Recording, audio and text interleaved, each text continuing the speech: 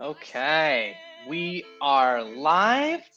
Doc Sheldon in the house. Hey Doc, how's it going? We're excited. It's really interesting, and this is going to be a really fun webinar because even if you should have been doing Black Friday SEO and content like 6 months ago, everything that's happening now, if you're paying attention in the SEO space, is all over the place. Zach, are you having a fun time yet? Always. are you I are mean, you yeah, what are you gonna say? that's the fun thing with SEO, and that's why I've enjoyed doing it this long. Is you never know what you're going to get tomorrow. Yes, and Yep. and obviously there's always going to be like the fundamentals that you have to get right, but it's still fun to have things come out of nowhere that you might not have anticipated that could potentially like switch Yeah. up what you're supposed to be focusing on, which we'll be diving into. What, 3 algorithm updates within like 24 hours? Yeah, why not? Yeah. Let alone all sorts of e-commerce. I mean, we're going to talk about it because Google is definitely trying to get it right ahead of the holiday season. So Yep. we have a lot to get through. So let's dive in. I'm going to turn off the music and we are going to head over to our deck. So let me bring that up and then we will get this party started. Okay. Okay, let me do that.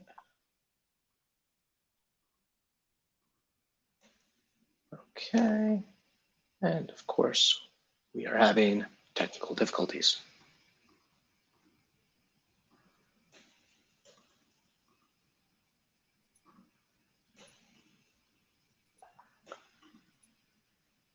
Okay.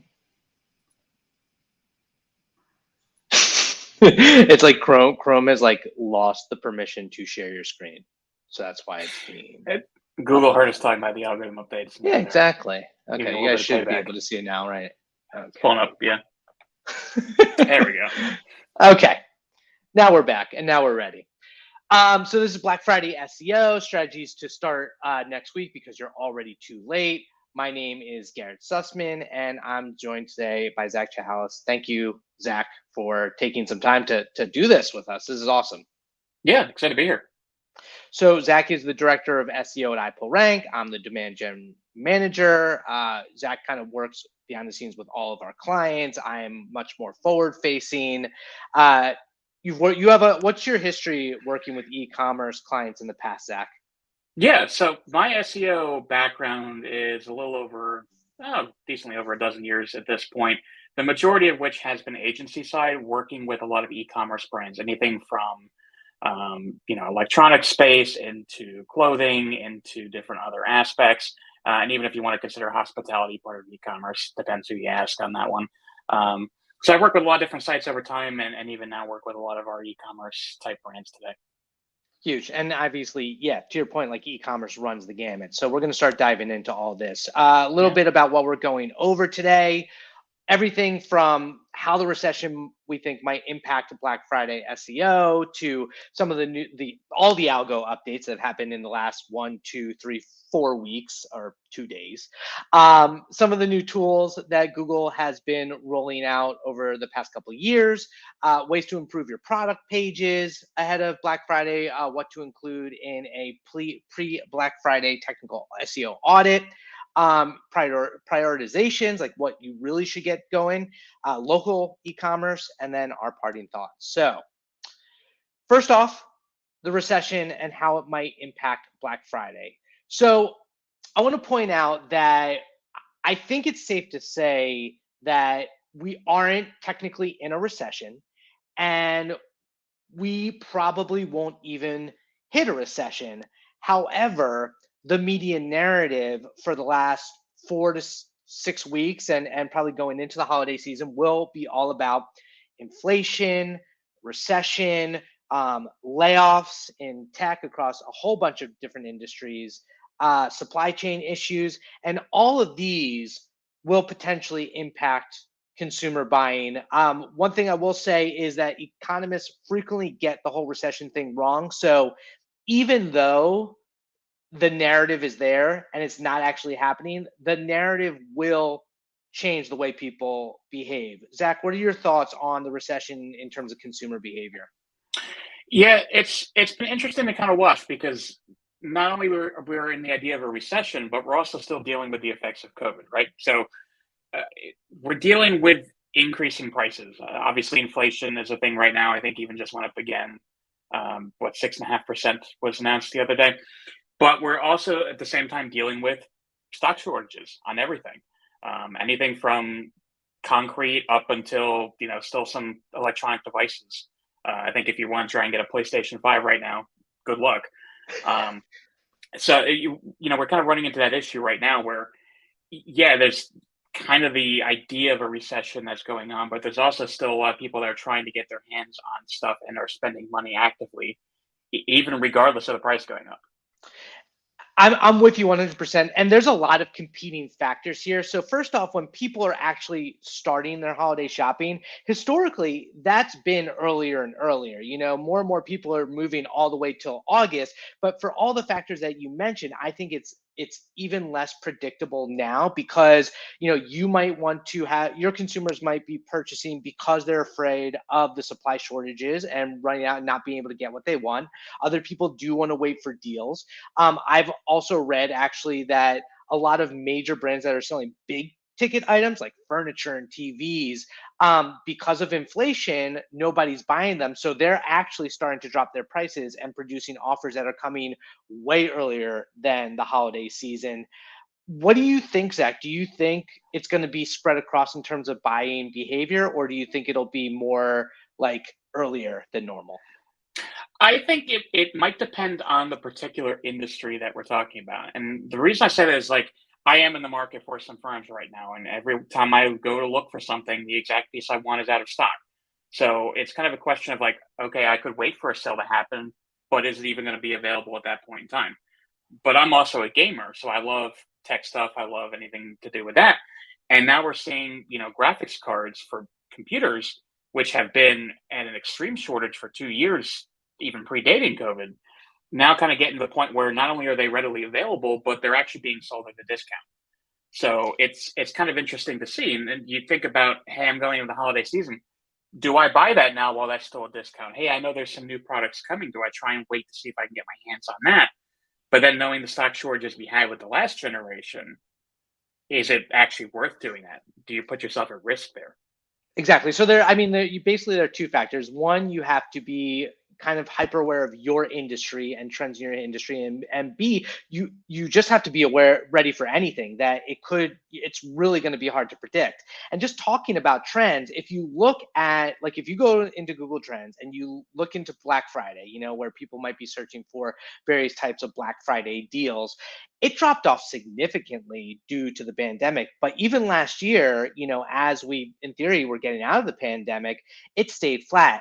However, I will say that this graph is deceiving because, as you'll see, this is for all categories. If you start to drill down into specific categories, and here I pulled the same Black Friday term, but specifically for like apparel or computers and electronics or home and gardens, like going down, whereas apparel is going up.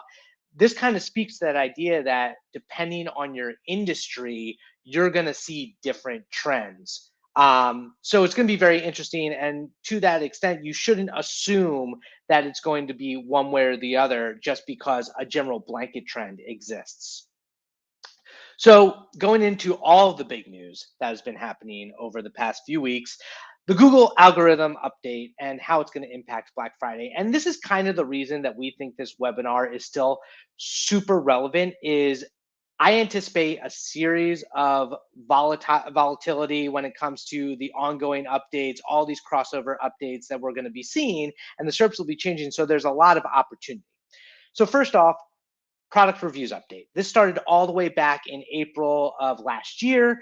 They, as happens with Google, didn't get it right necessarily the first time. So we had iteration 2 in December, didn't get it right, iteration 3 in March, didn't get it right, iteration 4 in July of this year. And now we do know that there is a fifth one that's coming out. Zach, what are kind of your high level thoughts on how they've been rolling out the product reviews update and how that's impacting everything? Yeah, it's been interesting to see because every time they've done one of these updates, we've seen different impacts, some more severe than others, but it seems like they're trying to correct and settle in on the right way to pull all the levers. So, if you think about an algorithm almost like a mixer board, trying to adjust all those different levels and get it exactly right. It seems like every time we do this, we're tweaking something just so. And it seems to have a notable enough impact on what we see in the front end from a search result perspective, but it has varied depending on the update. And their goal obviously is to provide quality, and there have been a lot more voices, I think, across the media that has been critical of the results of Google, and that the quality has gone down. And obviously they're trying to get better at it, and it's debatable the extent to which they have successfully. I mean, this whole product reviews update is the idea of, you don't want affiliates that are just doing thin content with people who have never actually tried a product to rank highly for really key, rich keywords. And so we'll look into and see what these current results are as of September 9th. But that's not the only thing that's going on. We've got a helpful content update that was rolled out, basically last month, beginning of August, and or sorry, late August. And there's a lot of confusion around it, but it is this idea that basically you should be creating content for users, not SEOing content for search engines, that it should, not use too much auto-generated content from AI, that was made for the computers, and that it shouldn't be, you shouldn't divert your focus across a whole bunch of topics. You should stay in your lane. What's your initial takeaway, Zach, with the helpful content update? Yeah, and it's been interesting to see. I mean, in some cases, you look at a lot of industries or sites, and you're not necessarily seeing any impact or change. Um, you look at other industries, such as those sites that are looking at every possible category of news, or we're seeing a lot of lyric sites that are getting impacted by the helpful content update, where the quality of the content is just not there. Um, so it can certainly depend, but this is considered to be a site wide factor. So, you can have a couple of great pieces of content and then a lot of bad pieces of content, and it can start to catch up with you. But if you're, a site that is typically producing great quality content, a few smaller ones that are not necessarily as good, not going to hurt you as much. And we're seeing a lot of people overreact with just getting rid of content on their site, and certainly should not be doing that right now. It needs to be looked at closely before you start just cutting content. Yeah, it's going to be interesting. We've started to see some results of this. Like, people have picked out here or there situations where they can kind of pinpoint it. But to your point, it is a site-wide signal. It's continuously rolling out. So this is something we're going to see kind of subtly behind the scenes over the next few months. But you shouldn't do anything rash with any sort of major core update. You should always kind of hold tight and wait before you just flip your site upside down. Speaking of which, surprise, after all of these big updates, we found out on the 12th that there was a surprise 2022 September core update, which tends to actually produce a lot more volatility in the SERPs. Thoughts, Zach? I can't help but think that these things are related to one another. So certainly something to kind of keep an eye on there. Hey, we've now added in this site-wide signal. Do we now need to update how the core is looking at everything to account for this new signal? And that may lead to some other things happening down the line. Maybe you weren't seeing initial impact from the helpful content update, but maybe you might start to see it after the core update rolls out. The thing to keep in mind is these core updates, and even helpful content as well, they take time to roll out, a week to 2 weeks to roll out to every Google data center. So definitely don't overreact when you're seeing, initial fluctuations as things are going on, but certainly something worth keeping an eye on, especially as we move forward. Exactly. And anyone who says that some specific algo update might impact your site probably doesn't. Nobody actually knows what's going on with this sort of stuff. It's, usually the best fundamentals of best practices of producing good content, having, using internal links. We're going to get into all of the nitty-gritty of what you can do to be surfaced, but there's a lot going on ahead of the holidays, which is why we anticipate there's going to be a lot of fluctuations between now and Thanksgiving. And worth noting too, even another rumored update around local search that took place last week too. It's not confirmed, but it's something that has been seen. So there's a lot of fluctuations going on right now.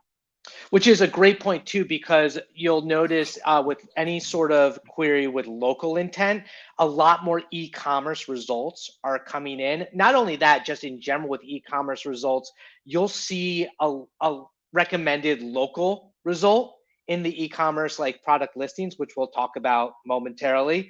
But so if whether you have a brick or mortar store or an e-commerce site, those are all factors you need to pay attention to, because it's almost like to some extent Google is trying to push local e-commerce solutions in a lot of their like general results. So one big other announcement that isn't an algo update, but it's an opportunity, is that they've expanded the eligibility for product listings. Typically, this was tied to advertising in the Google marketplace. It was tied to, having some structured data on your website, but now they've explicitly said basically any site is eligible for both these product listings, which could appear in like your popular products, like this kind of pack image, like product pack, as well as actual snippets, which might say something like your aggregate rating and how many reviews you have and your price and your availability. We're going to talk about this, but I'm going to hold on to that because we're going to talk about structured data a little bit later. So how about the e-commerce SERPs? When you are looking at these SERPs, so first off, when it comes to who is showing up for e-commerce related SERPs, Bright Edge did a very interesting study that was published in Search Engine Land. And what it showed was retailers had a big piece of the pie as of 2020 in terms of share of voice. Their kind of visibility is shrinking. Brands are growing a little bit, publishers are growing a little bit, but basically you're seeing more of a kind of democracy around the types of websites that are surfacing in e-commerce SERPs. What were you saying with this, Zach? Yeah, and this makes sense, right? So as Google's gotten a lot better at understanding intent behind particular queries, it makes more sense to start factoring in other companies or brands into results. So if I'm just searching for, as a video gamer, I'm just searching for Call of Duty. Does my intent mean I'm just wanting to learn more about the game, about the series, or does it intend that I'm trying to buy something? So you may start to see more of like the actual brand or the publisher factoring into that, or news articles than a particular retailer, until you start looking at maybe buy or modified queries where it's like, hey, buy Call of Duty Black Ops 52 or whatever we're up to. And it's then you start to see more of those retailers come into play, and you start seeing the news sites start to shift down. So it can entirely depend on the query, as Google's gotten a lot smarter at understanding that intent. I think that's a great point, especially when you think about devices like mobile results are becoming much more or giving you many more opportunities to refine your query. And like this is, in the context of mom and trying to point you in a certain direction and make sure you find exactly what you want. It makes sense that there's going to be a bigger variety of the types of results you'll see, the more general your query is. So looking at some specific SERPs, just like looking at basketball shoes, all ads at the top, right? It's kind of what you expect. It's a high volume, short search term, so it's mostly going to be ads. And similar for as we get a little more branded and focused, like Nike basketball shoes, then we're getting even more targeted. Now we're going to see like visuals. When you use like visual in your terms, you got to remember that Google is trying to provide these results that speak to what you expect to see, what the searcher expects to see. So for red Nike basketball shoes, you're going to see a lot of red shoes. And then you're going to see when you get really into like the Air Jordans, then you see a little bit more of that variety that kind of Zach was speaking to. You see an ad product pack, you see an image carousel, you see a couple of organic listings at the top there. Now, going to this product reviews update, which I found really interesting, is on the other hand, if you have kids' toys, you already see like a little bit of that local pack search intent pushed in there beneath the ads. Then if you go to like Fisher Price kid toys, right into the ads for the product listings, the PLAs, then some images and the organic listing. Then when we get into, safe Fisher Price toys, we start to see like articles, like these modifiers at the top of the funnel that are going to become from those more those blog posts as opposed to the actual retailers and brands. And then when we did get really into it, I found best Fisher Price kids toys, which I thought would actually produce like high quality results. Now that we're on iteration 5 of the or 4 of the product reviews update, turns out first organic listing there, parenting.com. That's what you'd expect to see from toys, even though they got hit like a couple of years ago. But it's a parenting site. You expect kids toys. The second one, Mama's Uncut. I am so sorry if you are the SEO for Mama's Uncut, but this site is garbage. Like, it is ads all over the place. The actual like product review is really minimal and not valuable. They're obviously just trying to make money. It's poor looking, it's poor navigation. This was on the 9th. So the product reviews update for something as probably high value as best Fisher Price kids toys is not producing quality results yet. Zach, how close are we in terms of like getting to a good quality result? Blunt answer, I think we still got a little bit of ways to go, but we're getting better every time we do an update. I mean, that's the thing. You think about how much Google's algorithm has evolved over the years of just being based on, backlinking signals to where we are today. It continues to get better. Are we perfect right now? No. Obviously, this proves that we're not. But we are continuing to go in that right direction, and more and more people are starting to see, hey, here are actual results that do address my query, but there's certainly some areas of opportunity to do better. Speaking of opportunities to do better, let's go into some of Zach's biggest tips across the board of what you should be doing, or should have already been doing, but really should start doing next week to get your e-commerce site ready for Black Friday. So one last thing I do want to touch on is we got a couple of tools to be aware of, and this is going to lead into kind of the product image side of things, but Google has provided some visual search tools, specifically Google Lens, which they claim is used by over 8 billion people. And it allows you to use your phone. On Android, it's native. On iPhone, you do need to use like a Chrome app or the Google app, where Google can kind of identify the visual. And so if you're hanging out at a friend's house, or if you're walking down the street and you see something in a store that you want to purchase, use Google Lens, and then you can actually find that online really easily. It's very effective. It's impressive. And then a second part of that is multi-search, which they released on, they mentioned it on Search On last year, which actually is coming up at the end of the month, the newest Search On, which is a big like hour conference where they talk through all of Search's new tools.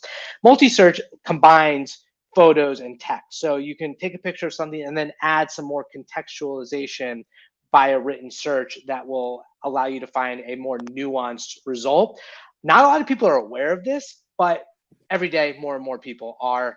My quick example is just like if you are walking down the street and you see like a window display with clothes or furniture, people might be using the Google Lens to find that online. So if you are on the SEO team and you're working with your in-store retailers or any sort of sponsorship or in real life like product marketing, you want to communicate and ensure that your website has some sort of kind of synchronicity with those displays, whether it's in terms of the products or the branding, so that if someone uses Google Lens, they actually find your site as a result. There's going to be opportunities there. Any thoughts there, Zach?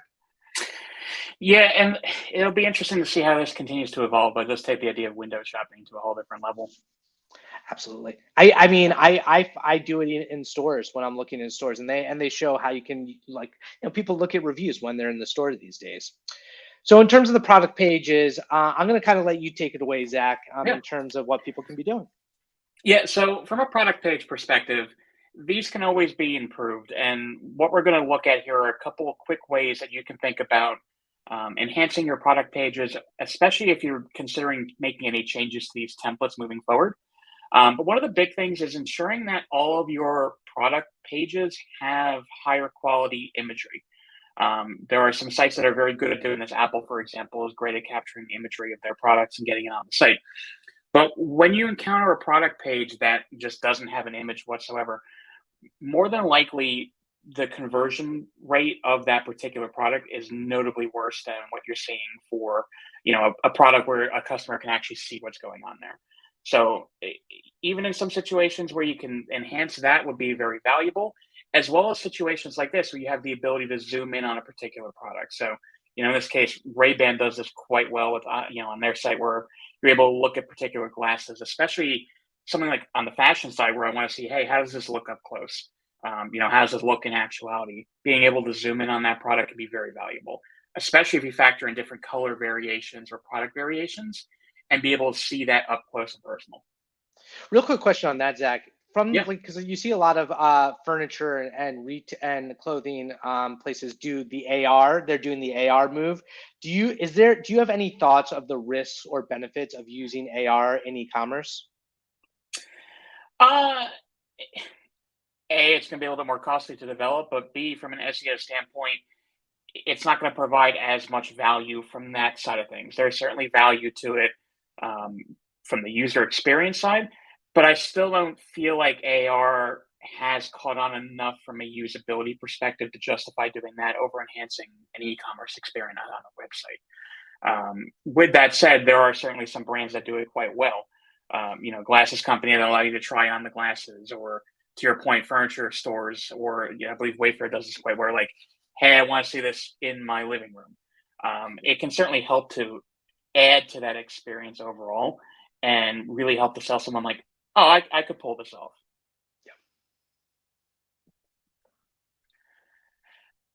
The thing to kind of call out here is there are some studies on this topic, of course, but one we wanted to note: customers are 3 times more likely to buy online when a retailer does offer that rich imagery. So this is a quote from Practical Commerce.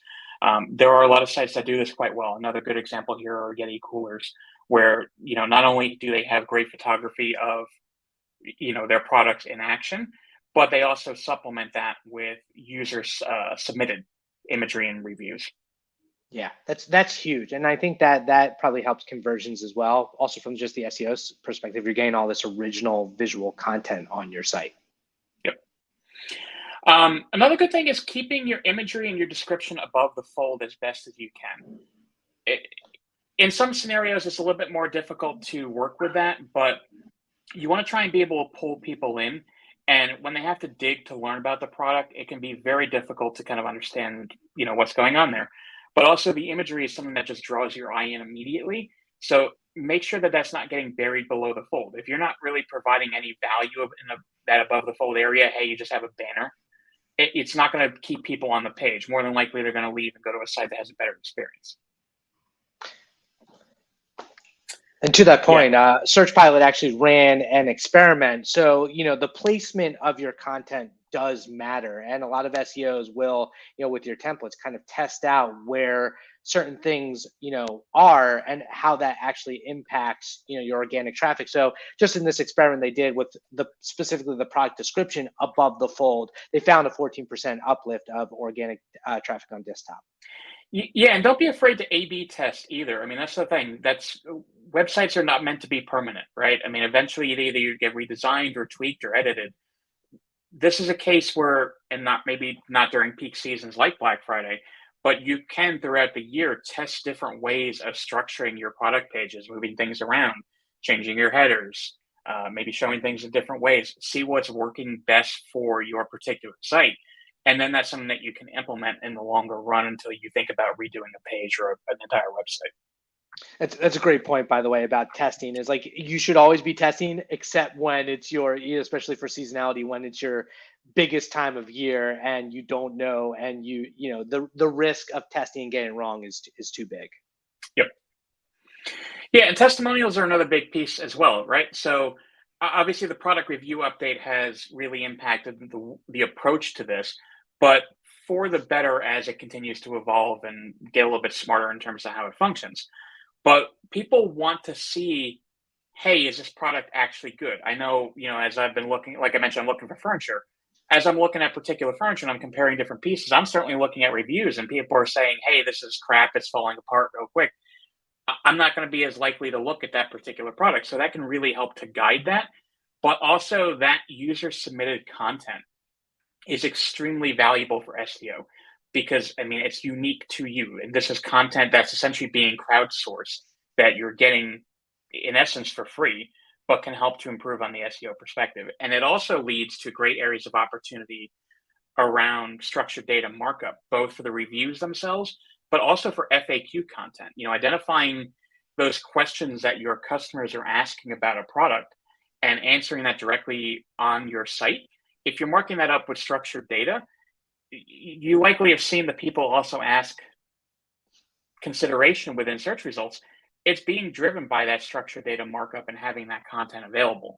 So if you do that, not only are you able to improve your on-site experience, but you can potentially improve your visibility within search results as well. And real quick on that point about reviews is I would not be surprised if not already is that they use the content in the reviews to source for keywords. Like you are more, especially at the local search level, like you are more likely to show up for a specific product if it's actually written in the review text. 100%. So page speed. Obviously, this has been an increased emphasis for search engines over the last couple of years. Is it the end-all be-all ranking factor? No. But site speed has a dramatic impact on a site's ability to convert and keep people on the site. So ideally, you want your site load time to be within a 2 to 3 second range. That's, you know, Google's exact quote of where you should be. Is it easy to get there? Not always. And, you know, there's a lot of value in essentially beating out your competitors, having a better experience than your competitors, even if it's not perfect, but continuing to iterate and improve on that can go a long way. But your conversion rate will decrease for every additional second of load time it takes for your site to render, especially on mobile devices. And your bounce rate will get worse for every additional second it takes for that page to load. So definitely don't ignore site speed and experience because people are leaving your site as a result. I worked with e-commerce brands over the course of my career where they were able to fix their site load time going from 9 seconds to 4 seconds. And their revenue went up notably because of it, because more people are staying on the site and they're not getting turned off by that experience. And one other call out there is don't disregard the device again. Like you see, we have 2 screenshots of Amazon for their mobile and their desktop. Like if you have a fast site on desktop, but for whatever reason, there's some low technical issues on mobile and you have a lot of people purchasing your products on mobile, that's problematic. Yeah, and also keep in mind, Google has mostly switched, I'm going to say mostly, to mobile first indexing. There are certainly some sites that haven't yet. But Google is looking at your site based on that mobile perspective first, but definitely keep an eye on your analytics data. You know, if you're in Adobe, Google Analytics, whatever it may be, look at the device breakdown that you have coming in. If the majority of your folks are coming in on mobile and your mobile experience isn't there, imagine what that would be if people were actually able to do something on your site. Yeah, it's so important. Yep. So product variants. Allow these variants to easily be selected and viewed. This is something that Amazon and a lot of other sites like this do quite well where, you know, hey, I can immediately see the different package offerings. And full transparency, I actually just bought this speaker 3 days ago, but I was in there looking at different color options, just kind of going, oh, this is cool, and be able to easily switch between them, but then have that product imagery reflect that. Amazon also does quite well when something's bundled together. Like you'll see, you know, hey, it's a speaker and power bank. Being able to see the way that those variants can be easily chosen and selected. It's not only a way of just improving that experience, but also could lead to upsell opportunities too if you're kind of taking that approach. And from we're going to talk about site architecture later, but from like a structure standpoint, the URLs, how do you approach variants when it comes to that? Does it matter? So it does matter, but there's some considerations there. If your variants are not worthy enough to stand on their own, it may not make sense to have these reflected on different URLs and, you know, stand on their own from an indexability standpoint. If you really want those variants to exist independently, they need to be supported by unique considerations, unique metadata, unique headers, unique content, imagery, things that can actually allow these pages to stand apart from one another. Because if it's the same product description across 8 different color variations of something, Now you've just created duplicate content, and search engines aren't looking at just the color of a product image saying, oh yeah, this is different. So you need to ensure that if you're going to allow those variants to stand on their own, that they actually truly do stand on their own with unique content. That's great advice, because it is tricky, right? Because your instinct is to create unique content for just a different colored shirt, and there's only so much you can say about just the color being the only attribute that's different. But there's certainly some value in it too, also depending on what your customers are looking for. Working in the electronic space for a period of time, there was certainly a lot of demand on, hey, I want a red Xbox controller. And, allowing that content to be indexable is very valuable to that particular audience set. But the content needs to support that being individual. Yeah. Yeah. The other consideration is pricing and availability. Having this be easily shown and identified on a page can go a long way. People want to be able to see what that price point is. They want to be able to see if the product is available. There's nothing more painful right now, especially going back to the earlier conversation where some products are just not available, of coming into a site and not being able to see, hey, when would I actually get this product? So even if you don't have the product available, having that information readily available just results in a better experience and may keep people coming back in the long run. But if you do have the product available and the pricing's right there, it can dramatically improve the conversion rate. And to that point, to some extent, that's a complicated thing because that's a process thing that you need to have implemented properly. And I feel like the bigger the brand you are, the more you can get away with it. The smaller the brand, the expectation. I mean, I actually be curious to hear your opinion. That's my I do agree. intuition. Yeah, I do agree, and that's the thing is having worked with various retailers over time that are more niche in that sense. You have to do more than a big box store is going to, just because of the recognition in that space, right? So if I keep going back to the idea of video games and controllers and whatnot, when you're competing against Walmart, Target, Best Buy, Amazon, they're all selling the same thing. You have to stand out on your own. You can't provide a worse experience than those big box stores are, because otherwise you're just encouraging them to go to those big box stores. You need to make that experience valuable enough that a user wants to work with you. Absolutely. Reputation can really be made or broken over the holiday season, as we'll get to a little bit later when we're talking about site stability. Yep. But talking all this structured data, Yeah. I know you really want us to get there. Hold off. We'll get there, I promise. So what do you prioritize ahead of Black Friday, Zach? Yeah, so there's a couple of things that you can still do, and there's ways of getting this in place before Black Friday. One big area of opportunity is buying guides. So obviously with the helpful content update, you can't just spit out, junk content. But there's an area of opportunity to look at these buying guide type pieces. There's so many educational queries that are coming in around the holidays where people are looking for, hey, what is the best gift to buy? Hey, what is the best laptop for a kid heading off to college? Having these buying guides can allow you to take advantage of those educational queries and potentially turn them into transactional queries where hey, this site has done such a great job of educating me about this product. I'm now going to go buy it from them.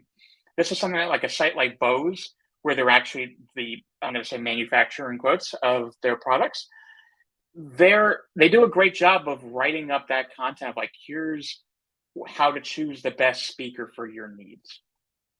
And shows up in search. 100%.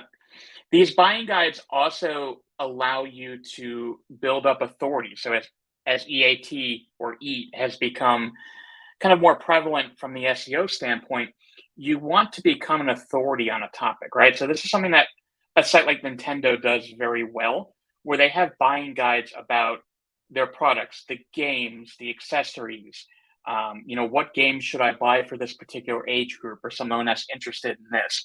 So by building up that perspective of expertise on a certain topic set and talking about the benefits and even comparing yourself to competitors and how, this might be better than something else, you'll build up that authority within the space that allows you to not only become more recognizable just as a brand, but also helps search engines better understand, hey, this site is an expert on this topic.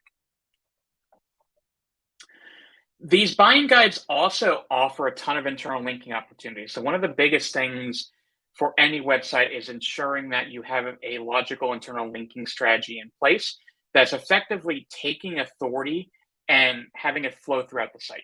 So typically, for example, your homepage is the most authoritative page of a site on average, and you want to make sure that the authority is flowing to those deeper pages. What buying guides offer is the opportunity to not only, again, take advantage of that educational query type content, but be able to link directly to those products and make that into a transactional piece. And these buying guides are often pieces of content that folks like to link to, right? So these buying guides are going to get more than likely more backlinks than your particular product. And by having internal linking that goes from your buying guide to your product pages, this can help with the flow of authority to those products and help make them stronger as a result. I totally agree with that. And it's also, to your point, like a very good supplement for category pages, 100%. because you're building out that internal link structure from the category pages to the buying guides as well. So it works back and forth. 100%. Yep. Black Friday pages. There's a whole other can of worms I know you love personally. So yeah, I'm a little bit of passion about this, right? So holiday pages are a fantastic area of opportunity for any website, especially on the e-commerce side. But when you're looking at it, the idea is, hey, how can we make these pages work? They allow you to directly target a brand plus holiday type phrase. So, brand plus Black Friday, brand plus Cyber Monday, all the various holidays that exist during that time of the year. And what you don't want is another site beating you out here. So I've worked with various e-commerce retailers over time where, hey, we don't want to talk about our Black Friday deals. Okay, cool. But all these sites like a Retail Me Not or, other news sites that are talking about you are the ones getting this traffic. And if they're not sending that traffic to you, more than likely they're possibly going to a competitor instead. So that's a big area of opportunity for you to own that space. You should own your query phrases, but having an actual Black Friday or holiday type page can help you achieve that. It also offers a wide variety of internal linking opportunities to go back to those pages on your site. So, if you have products that are specifically being discounted for Black Friday and you're saying, hey, as Kohl's, we're marking up these Under Armour deals, right? By being able to point directly to that, you're again allowing the flow of authority to exist between those pages. So now you're building up the authority on the Black Friday side of things, but you're also sending that authority from an SEO standpoint to those products. But there's also a user experience benefit too, right? So people are coming in and seeing, oh, I can get 30% off of this for Black Friday, and being able to easily click to it will help to improve that experience on their side as well. They also, I want to kind of call out here, Black Friday pages are not just a 2-week, 1 month, a year type thing, right? If you're constantly taking these pages in and out, it can hurt your ability to perform with them in the long run of things. What I've typically recommended to any brand I've worked with is if you're going to create a holiday page, like a Black Friday page, continue to maintain it throughout the entire year. You don't need to have full deals all the time. Even if it kind of turns into a, hey, check out our deals later on this year, ahead of Black Friday, here's some things that could address your needs in the interim type of content, that can still go a long way, but at least you've been able to maintain that URL and that page throughout the entire year. And you're not just trying to unwind a redirect or bring it back from being a 404, every year. It becomes a lot more difficult for search engines to consider that page to be authoritative if you're constantly sending mixed signals that like, hey, 11 months out of the year, this page doesn't exist. Right. And to that point, I mean, in terms of all the backlinks you generate, and there's good ways to do it, kind of like Home Depot here, where you see like this is their 2021 Black Friday page. They actually really, smartly put out the banner, the seasonal savings have ended, but it's still an easily like indexable, like discoverable page. And with that note too, what Home Depot does very well is they don't have a year in the URL string for that page, right? So that means that you can keep reusing it every year and update to those newest deals. You're not just hey, here's 2021, we're done, we're going to start over again. That's just as inefficient as not having it. You want to be able to maintain that authority each and every year, and you'll start to get stronger as a brand from an organic standpoint. That will allow you not only to potentially rank for, obviously your own branded queries, but potentially non-branded queries as the page builds up its value. Yeah, and one other thing I want to call out here that we were talking about the other day is the idea that even if you do have a certain year, like this happens with like a lot of reports, but if you cover a certain year, that page doesn't necessarily have to completely die. You can, because people still will search for things like, Black Friday or deals 2021 or whatever before that. There's stuff you can still do with that content, right? Yeah, and it entirely depends on kind of the intent too, right? There are some instances where people will search for legacy deals, and maybe it's not necessarily a bad thing to have that content live somewhere too. But even going back to the idea of buying guides, something like an electronic space, every year there's going to be new laptops, new devices, new phones, new whatever. And it's not necessarily a bad thing to maintain what has happened in the past, but you want to make sure that you're driving the authority to what's actually going on right now. So that's where having that URL without a year in it can provide a ton of value. But you can always take content and create URLs around it if there's a demand for, previous content of last year, for example. Yeah, that's a great call with the buying guides is utilizing, because if you're getting the new iPhone or a new camera or whatever, there's people are still going to be looking to save for ones that of the older models and want information. Right. If I'm Best Buy, I don't want people coming in looking at, hey, what's the best laptop of 2012? Because that's not going to help anyone at this point. No. Yeah. So your cart process is something that should not be ignored at any point in time, but especially during the holiday season. It's one thing to get people to come to your site, but enabling them to actually check out, as simple as that might seem, is often a very difficult task for some sites to achieve. So there are a couple things that we want to kind of talk about within this area. The average e-commerce shopping rate abandonment is about 65%. So there's a lot of reasons that kind of lead into this. The first one is, if your site does not have a smooth checkout, it can just turn people away from going through that process, right? So in theory, I add a product to my cart, I go and check out, it should be seamless. The more difficult you make that experience, it's like you don't want the money. I'm sitting here wanting to give you money, but you just don't want it. So ensure that people can actually effectively go through that process. Also offer a variety of ways to pay. So that's one big thing is a lot of sites, hey, we have Apple Pay, we've got GPay, we've got all these digital wallet type approaches now. If you're not supporting these ways that your customers want to pay, you're potentially turning away that revenue. They may just go somewhere else of like, oh, from a convenience standpoint, I'm going to go buy it from this big box retailer instead, because you've made it very difficult for me to use how I want to check out. Yeah, just point in case, the reason Amazon is so successful is because they've made buying and acquiring their products so seamless. Like one click buy is all them. Yep. So another piece to think through is your actual site stability. And I hate to have horror stories around Black Friday, but I feel like every SEO does and everyone who's managed a website does. Ensure that your site is actually stable. And as simple as that sounds, it's a bit more in depth than that. So consider using CDNs to help ensure that your sites are stable and potentially to help limit DDoS attacks on a site. I've worked with some brands where the week of Black Friday, they started getting hammered hard from bots mimicking Googlebot, but hitting their gift cards page.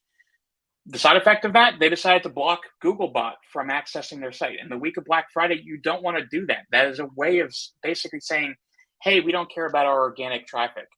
Oh, that's so painful. Yeah.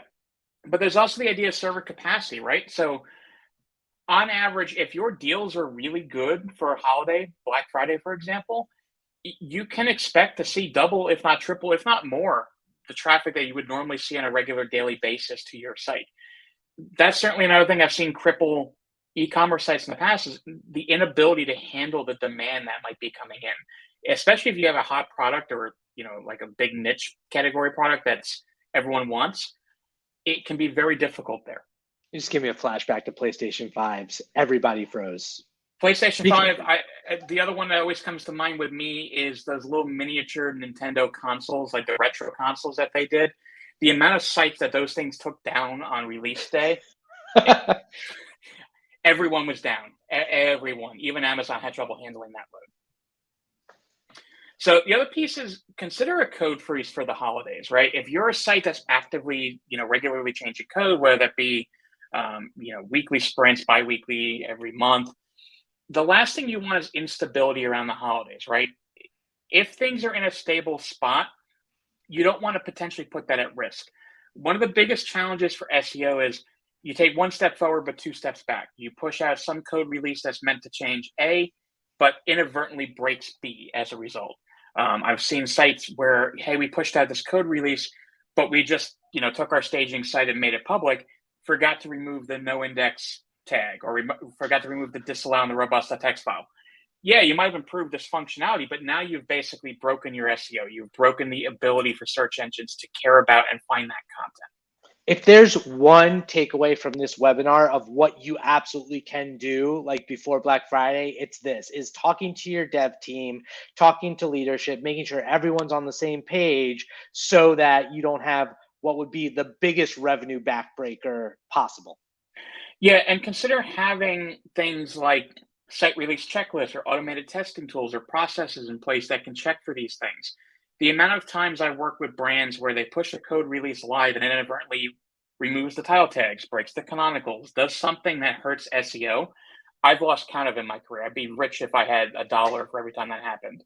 So as best as you can, identify those things ahead of time, or at least at the time of launch, and get them fixed immediately.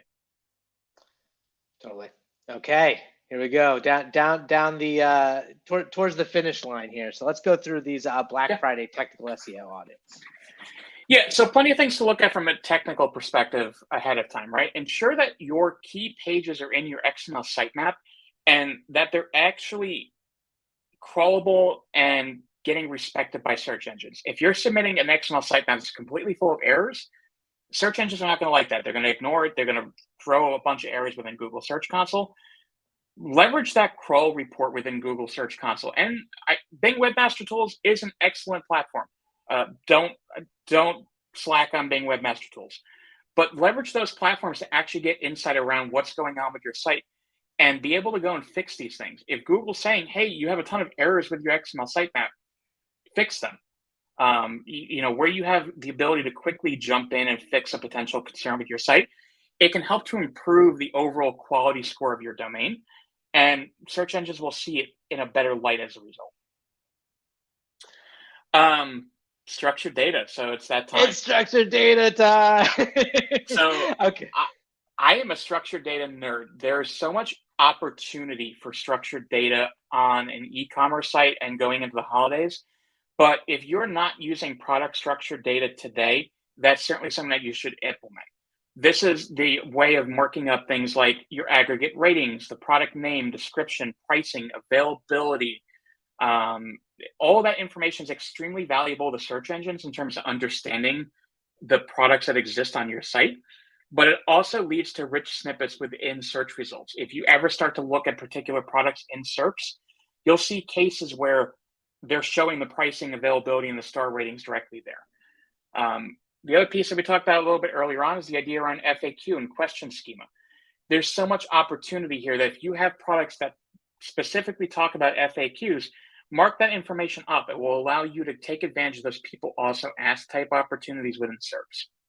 And Google's continually adding more like schema, enhancements. Like just the other day, they said, oh, by the way, we have these pros and cons. We have colors, like all these types of schemas that will show up as visuals and just get you that much more real estate for your brand. Yeah, and keep an eye on what's required and what's recommended within schema when you're adding these things, right? So to Garrett's point, they just said, hey, we recommend that you include color. Cool. Well, if my product doesn't have a color function, then it's considered a recommended field for a reason. It's not required, but those are the types of things that you should look at what Google recommends including, and include as much information as you can within your schema. Always check Google's documentation. It always gives like clues to what they're trying to get you to do. And it changes regularly. So don't think it's permanent either. like I said, internal linking is a big area of opportunity, right? This is the lifeblood of allowing authority to flow through your site to those deeper pages. So one quick area of opportunity is look for broken internal links, links that either are truly to broken pages like a 404 or links that go through a redirect. If they go through a redirect, you're shaving off some of that authority. It's not a fully effectively, as much as Google says it is, it's not passing through to the next page. And the more redirects that you have in that chain, the more difficult it is for search engines to understand where that went. There used to be a time where Bing would just give up after a certain number of redirects in the chain. So if your internal linking is not properly pointing to a canonical URL, you're missing out on that. And if it's going to a broken page, you're just leaving that on the cutting room floor. It's just not being used. Also look for those areas of opportunity to link to pages to further tie them to one another. These could be things like related products or content, blog posts, breadcrumbs, or just contextual linking within descriptions to deeper pages that might be related to something. If you're a brick and mortar based business, though, there's so many areas of opportunity for you to look at. Local SEO is certainly something to not skip out on if you're a brick and mortar based business. So Google My Business, now Google Business Profile, and 50 other names that they've changed over the course of time, it can be very valuable and something that is free to jump in on. Ignore the calls that saying you have to pay for something, but it's free to jump in at and fully capable of helping boost your organic performance there. Yep.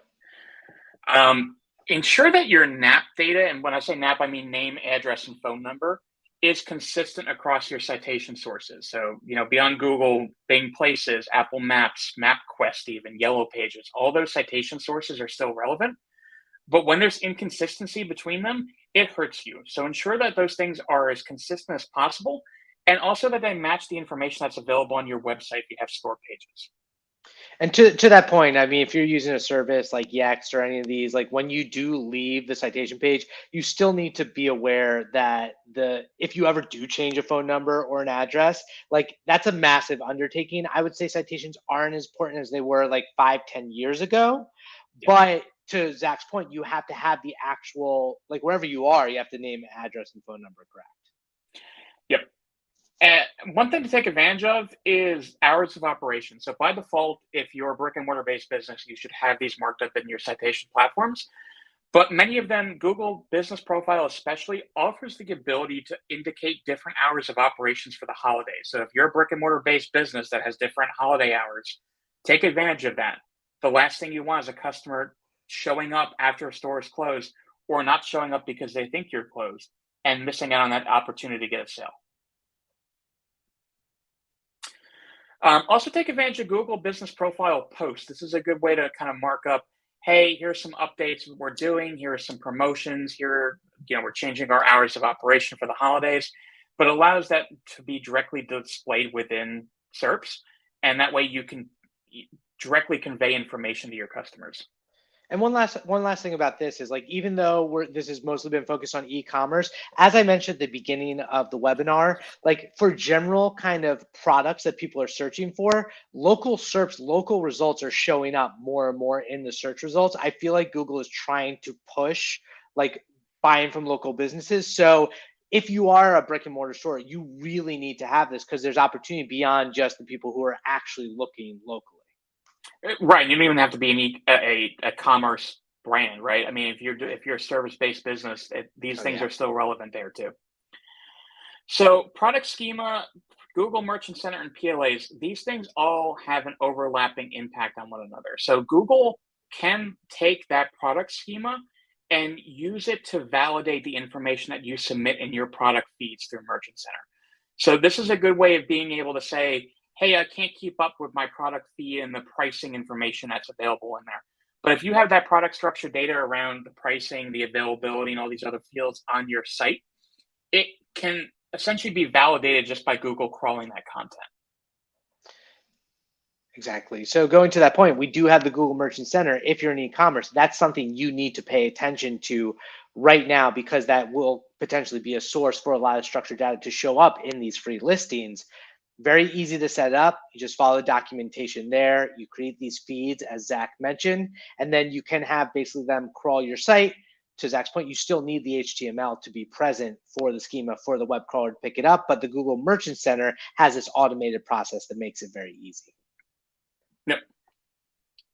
And the other thing too is take advantage of your SEOs to help with these product feed things. There's been times throughout my career where I've helped companies generate their product feeds by crawling the site through a site crawler and extracting information too. So an SEO team can assist with optimizing these product feeds, but you can also leverage the tools available at your disposal to help support these situations as well. Oh man, we got to it. We're at an hour, and I really appreciate folks for stopping by. It's awesome to do this webinar with Zach. I want to respect people's time, but at the same time, Zach, do you have any sort of parting thoughts about this upcoming Black Friday? Yeah, I mean, and I think it goes back to the beginning, right? In some ways, it is a little bit too late to do some things. It will take some time for search engines to process change, let alone the actual time to implement change in, a possibly slower moving organization. But that doesn't mean you can't get a jump start on next year as well, right? So these idea creating buying guides and pages and enhancing your SEO, these are all things that can be done now that can start to have an impact, for this Black Friday, but will really set you up for success next year as well. Yeah, and that's one thing, like for instance, like iPullRank, we do with a lot of our clients is we start to plant those seeds very early on. So when we have an engagement, kind of talking through what those Black Friday plans will be so that you're not caught in the wind in mid-September when people are already buying and you're missing all those opportunities. So that's been the long and the short of it. For everyone who did register for the webinar, or if you're interested, hit us up. We've got this really great checklist that covers everything we went through, downloadable. It'll be via email along with the video replay and the presentation deck, so you can go and visit all those product pages that we reference and all the other resources from Google Docs to schema.org, etc. If you are interested, we have our ebook, which is the Modern Approach to Enterprise Content Strategy. This is a great resource that talks about everything from, auditing your own content to content governance to creating great content. That is free. So obviously sign up, give us some of your information, and we'll send you a free, amazing 70+ page book your way. I do a whole bunch of videos. Usually I'm not good at brevity. All my videos are long and awesome. No, they're like 10, 15 minutes. We've got these SEO weeklies, which are roundups of everything going on in the world of SEO. You can check that out at resources/SEO weekly. Do podcasts where I interview a lot of experts in the SEO industry, talking about everything from natural language processing to in-house SEO to e-commerce to AI generation to news SEO, you name it. Always have episodes come out on Wednesday there. Woo! We are at the end. My name is Garrett Sussman, Demand Generation Manager at iPullRank. And Zach, who are you? I'm Zach Chahalis. I'm the Director of SEO here at iPullRank. Always happy to help if you guys have any questions or want to learn more. Great. We got time for one question. Norm wanted to say, it says that he always thought that internal links went from deep pages to the higher level page, but it seems like you're saying to go from the higher level page to the deep pages. Is that correct? Yeah, in theory, it could go both, right? So you want to try and tie this content together in ways that's relevant. Breadcrumbs is a great way to go in that upper direction because you're tying back to essentially the parental page there. But if you think about like the flow of authority through the site, the homepage is typically the most authoritative. Your level 1 pages, then your level 2, then level 3. So by taking that authority and kind of waterfalling it down through internal linking, it can help those deeper pages build up that authority over time. But there's always areas of opportunity where it can essentially go both ways. You want to have links that point back up and say, oh, I looked at this product, but it wasn't the perfect fit. Oh, there's an easy way for me to go back and see other products within this category and be able to look at that perspective. There you go. Thank you again, Zach. This has been awesome. I can't wait to do many more webinars with you. And thank you everyone for stopping by today. We will send the replay. That's Zach. My name is Garrett, and hope you have a great rest of your week. Thank you.